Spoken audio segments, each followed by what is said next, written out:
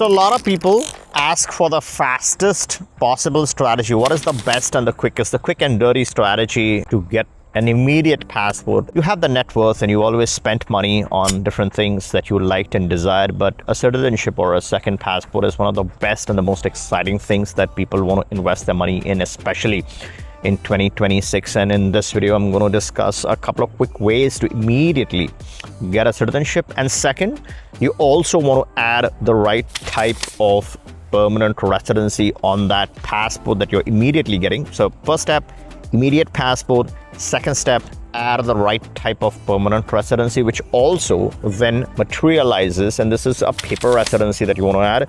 So when the right time comes, you physically spend some time in that country, and this country is typically the safest and the best and the cleanest and the nicest and the friendliest country that you want to add, where you could actually live, if not your home country. So for whatever reason, shit hits the fan, or you just hate your home country and you want to move to a new location, then that residency country is the one that you're targeting specifically, because that's where you're going to relocate yourself, that's where you're going to feel safe, that's a more livable country, and that's where you eventually want to naturalize and get that powerful Plan B passport, which protects everything that you have. And that quickest passport, the fastest passport, is the bridge that takes you there, because you don't want to be demotivated. You don't want to be vulnerable while you get that. So it's going to be a medium path, right? So 2 years, 3 years, whatever time it takes to reach there. In those 2 years, what are you going to do?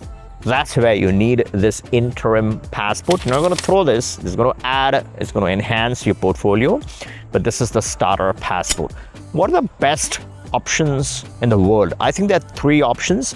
Now, when you're purchasing a passport, it's not going to be of the highest quality. So you got to pick from what's available. I think if I had to shortlist 3 citizenships that I think are the best in 2026, one, and for different reasons, right? One is Vanuatu CBI. Second one is Turkey CBI. And third one on this list is the Grenada CBI. Why Grenada? Why do I think Grenada is the best? Grenada is the best because when you compare Grenada with the other 4 Caribbean countries, this has Russia access, China access, E2 to the US. So if you're looking at the relationships that Grenada has, it has terrific relations with almost all countries, all the main countries that matter, which is a good sign, right? So it's a neutral passport with a good reputation as compared to some of its other competitors. The second one is it's an English-speaking country. So if, let's say you had to relocate for a couple of months in your home country or your country of your citizenship, then Grenada makes sense because obviously you can spend some time. It's outside the hurricane belt as compared to the other 4 Caribbean. So safety-wise, physical safety-wise, I think Grenada also shines in that department. And the third and the main reason why someone would get Grenada is because it has the real estate option. It also has the donation component, and it has access to the EU. It does not lose that access that easily. It does not feature on travel bans. Like, for example, US and famously put travel bans on the Caribbean passports. It's usually the other ones like Dominica or St. Kitts and Nevis, the financial institution instructions specifically for certain passports. But Grenada, to a large extent, has been immune to some of those issues. So in that sense, if I had to pick one of the 5, I think Grenada makes sense. Why Turkey? Turkey because it has visa-free access to Uruguay, Paraguay, Chile, Peru. So it pretty much covers all of Latin America. So if you had to strike another citizenship in future from one of those residency countries, Turkey gives you that straight pathway. You don't miss out on anything. You don't lose anything in Turkey. You're purchasing your own property. You're putting money in your own bank account. 400K is not a crazy amount for Turkey. I think it makes sense, right? So if you have some money, you're buying your own property, just put money in property or put money in the bank, pick up your nationality and strike additional residencies. And I think the most important thing is the Uruguay visa-free access. So you can land in Uruguay, get the permanent residency and move on with your life, naturalize in Uruguay in 3 years. And if you missed that video about Uruguay, it's super important to watch that program. It might go away because it's gaining popularity and the queues are increasing, right? Queues are getting longer. So this is the right time to get started at any point in time. As I said, you want to start Turkey, any of the CBIs or Uruguay or any of the residency that I keep talking about. click the link, book a call. We can have a quick chat and get you started. But coming back to Turkey, Turkey has Istanbul Airport, which is one of the most connected airports in the world. You have access to all of Europe, you have global access, beautiful option. How can you go wrong with this, right? So Turkey is also one of the best options. The third one is, who is Turkey good for? People who don't want to donate any money. They just feel, no, I'm not going to give a single dollar in donation. I just want something for free. I don't mind buying my own property. Then Turkey makes sense. Vanuatu is a flat, straight, out of the box, zero tax country. It's the cheapest. So if you don't have the funds, if you really don't have that much money, you pick up Vanuatu. It does have excellent Latin coverage. It does have access to Panama. It has a bunch of other Latin countries. You can easily strike your permanent residency from Panama. So if taxation is heavy on your list, if you really are trying to do something with taxes, you want to strike your structure in Panama, then Vanuatu can get you there. So these are the quick citizenship options. How quick, how fast are we talking about? Vanuatu is 45 to 60 days. You can get it. And we have a team on the ground in Vanuatu. So we are the fastest by some margin. We are able to get you the best possible legal discounts and the best possible speed, because as I said, we have a team on the ground. We collect documents, our resources collect documents directly from the unit and not forwarded by some middle tier. So Vanuatu is 60 days. That's the time frame.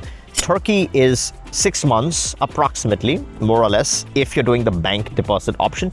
If you're purchasing the real estate, then you talk about how much time it takes for you to finalize the real estate. Some people will finalize it quickly, some people keep looking for a few months. So you add that to that 6 to 8 month processing window. So looking at around 8 to 12 months overall for the entire process. I don't like to sugarcoat things. I want to present them as they are.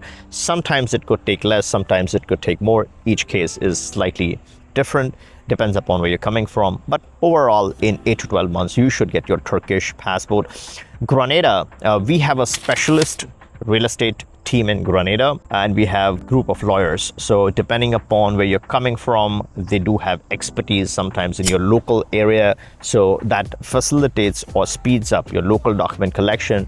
Again, our liaison directly interacts with the head, and based on whether you're doing the real estate or directly through donation, Grenada could run up to a year. It runs between 6 months to 8 months, but could go up to a year for certain candidates, again based on where you're coming from.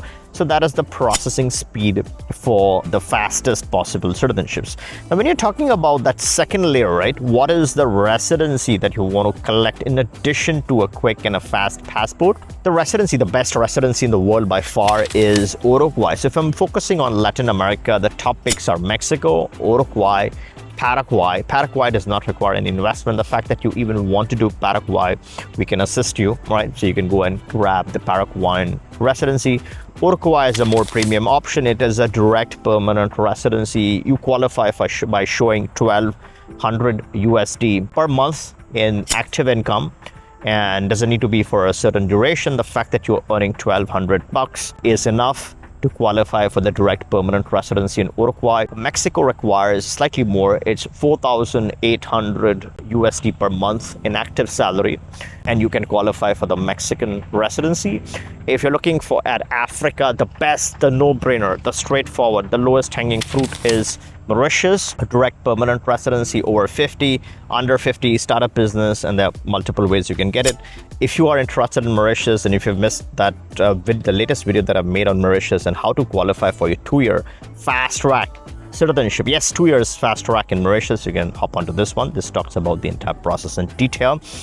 And then in Asia, the best one is Malaysia, the MM2H program. Again, depends upon how much diversification or which part of the world you're interested in.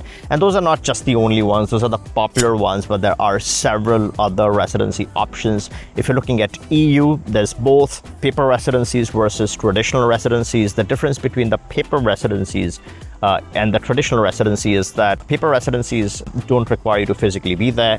The normal traditional residency would require you to be there at least 6 months. And what are the countries? For paper residency, you have Portugal, Latvia, Greece.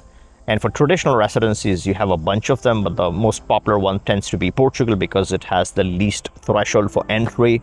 You're looking at 890 euros per month, and you can qualify for the D7 in Portugal, or a couple of thousand euros per month of income, and you can qualify for D8 in Portugal. And as I said, at any point in time you are interested, there's so many options. It's really finding the right balance between the right citizenship and the right residency program, and what kind of portfolio you envision. It's always 3 to 5 year down the road kind of a planning that you do, and jointly we can figure out what is the best combination and get you started with 1, 2, 3 or more options of your choice. I hope you liked this video. If you did, give me a thumbs up, make sure you're subbed, and catch you in the next one.